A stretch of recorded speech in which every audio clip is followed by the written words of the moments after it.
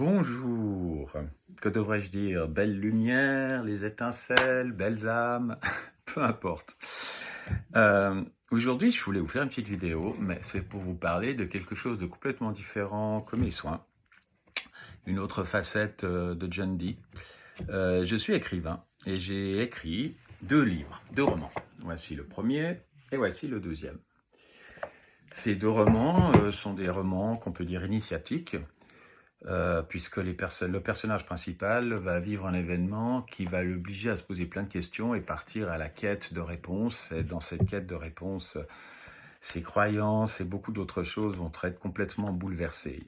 Alors, le premier roman, qui s'appelle La vieille dame et l'enfant, est l'histoire d'une maman qui s'appelle Julie, qui est une mère célibataire et qui élève seule son fils Jonathan. C'est un garçon intelligent, qui pour son âge est très mature, mais il a un problème, toutes les nuits, il fait le même cauchemar, il est en vélo, un camion arrive, l'écrase et il meurt. Et en dehors de ça, dès que sa maman regarde quelque chose, il est là, attends, je demande à mon guide, et il dit, ah, tes clés, elles sont sur la table de la cuisine, ah, ton téléphone, il est au salon. Et la maman rigole avec ça intérieurement et joue le jeu en se disant qu'il a sûrement dû voir l'objet quelques secondes juste avant, etc., etc. Voilà pour le premier. Et un soir, son fils lui dit ceci. Je vais vous lire un petit passage. Tu as lavé tes dents? Oui, et pendant 1 minute exactement, jusqu'à ce que la brosse s'allume. C'est bien, mon chéri. Allez hop, monsieur le génie, au lit. Jonathan éclata de rire, puis grimpa d'un bond dans son lit et remonta le duvet jusqu'à son menton. Il plongea alors son regard soudain devenu très grave dans les yeux de sa maman. « Tu me crois, maman, hein, toi? Dis, tu me crois, n'est-ce pas? Chérie, tu peux pas avoir vécu cet accident pour de vrai. Tu n'as que 5 ans. Je sais pas, tu as dû lire un article ou un livre et... » L'enfant interrompit sa mère. « Je sais ce que je dis, je l'ai vécu déjà. Mais c'était avant, dans ma vie d'avant, tu comprends ?» La mère soupira décontenancée. « Oui, mon chéri, je te crois, ok, la réincarnation, tout ce que tu me racontes, toutes ces vies antérieures dont tu ressens des émotions, et à même parfois des images. Enfin bref, tout ce que tu as raconté au docteur. Mais le camion ne viendra plus maintenant puisque c'est du passé, c'est fini. Tu peux dormir tranquille, d'accord ?» L'enfant projeta ses bras dans l'espace et entoura le cou de sa maman. Il la serra de toutes ses forces comme pour lui transmettre tout cet amour qu'il avait pour elle. Et il lui souffla à l'oreille « Je sais, maman, je veux juste la retrouver.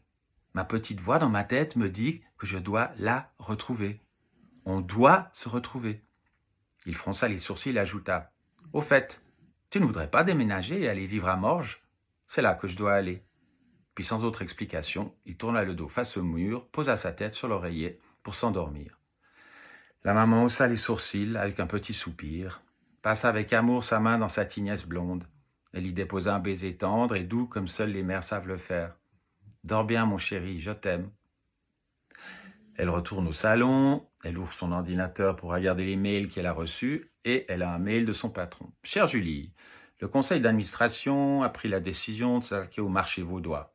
Implanté pour commencer un nouveau centre, vous êtes le profil parfait, votre mutation à la fin du mois, si vous êtes d'accord, bien sûr, vivement d'accepter. » Les mots dansaient devant sa tête. « À condition, notre accord concernant l'aménagement de vos temps de travail, on s'occupe de tout et vous serez à Morges. » Donc la maman va déménager à partir de ce mail et il va lui arriver des rencontres incroyables à ce petit garçon qui vont complètement changer la vision de la maman. Voilà pour le premier roman. J'espère que je n'ai pas fait trop long. Le deuxième s'appelle « Je l'ai rencontré demain ».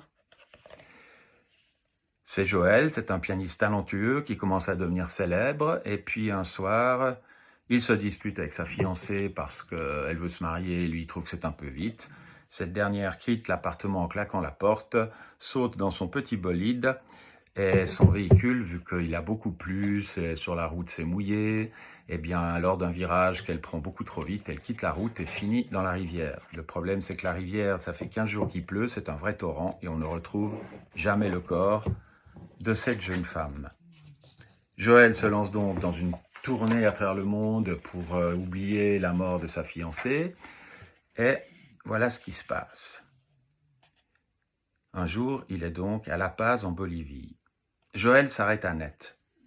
Un imperceptible tremblement le saisit dans tout son être. Ce n'était pas possible. Elle se tenait là, à quelques mètres de lui, souriante, dans une robe d'été couleur soleil.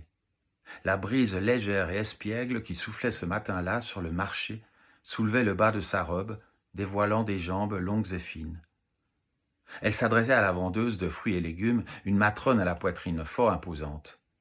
La marchande avait la peau du visage buriné et rosacée, typique des habitants des Andes. Joël enleva ses lunettes de soleil et se frotta les yeux. Il avait une vision. Depuis la disparition de sa compagne, il y avait 2 ans de cela maintenant, il avait cru la voir partout, tant son chagrin avait été immense. Mais là, non, il ne rêvait pas.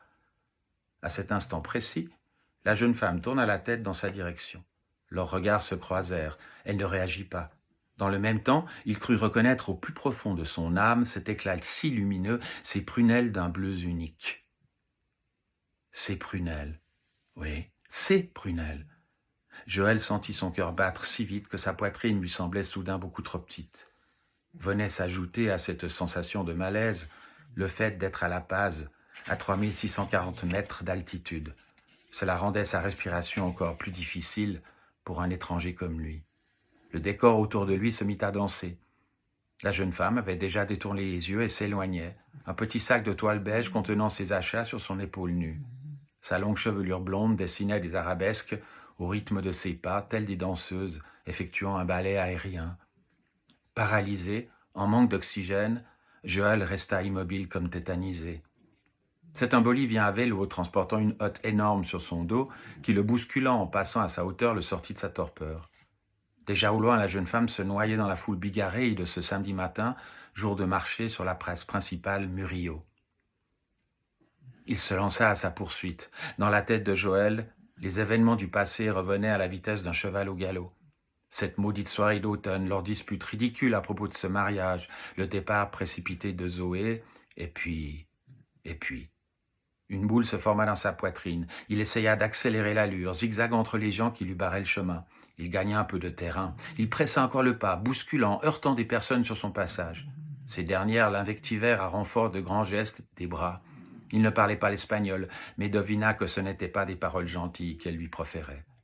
Il suivit la silhouette claire pendant plusieurs minutes qui lui semblèrent des heures, tant son souffle commençait à lui manquer. La tache jaune, couleur soleil, se fondait sans cesse dans cette foule immense et compacte. Elle disparaissait, puis réapparaissait, après quelques interminables secondes, quelques mètres plus loin. Elle jouait à cache-cache avec ses nerfs. Finalement, à hauteur d'une pharmacie, la mort dans l'âme, il la perdit définitivement de vue. Il chercha à gauche, à droite, tournant la tête dans toutes les directions. Elle avait disparu. Dépité, complètement perdu, il fit demi-tour et regagna son hôtel. Et à partir de là, Joël va chercher absolument à savoir si sa fiancée était vivante, si c'était une sosie, s'il a eu une hallucination, on va y arriver. Enfin bref, et il va partir en quête de ses réponses, et là aussi. Son chemin va l'emmener dans des découvertes et remettre en cause beaucoup de ses croyances. Voilà pour mes 2 romans. Alors, si jamais vous êtes intéressé, vous prenez contact avec moi, johndy89@icloud.com. Et j'en aurai à Dinan avec moi, si jamais. Si des personnes sont à Dinan et sont intéressées par mes romans. Ils sont 25 € pièce, mais si vous prenez les 2, je fais 40 € les 2. Voilà. Très bien, je me réjouis de vous retrouver à Dinan. J'avais envie de vous parler de ce côté écrivain chez moi. Je suis dans le 3e en ce moment. Et je vous en dis pas plus pour le 3e. Je vous en parlerai peut-être un jour. Voilà. Portez-vous bien, brillez votre lumière, montez en énergie. Depuis Lyon, ça monte, ça monte, ça monte. Et pour ceux que je vais voir à Dinan, je me réjouis de vous revoir. Pour les autres, il y aura sûrement une autre occasion. Grosse bise à tous.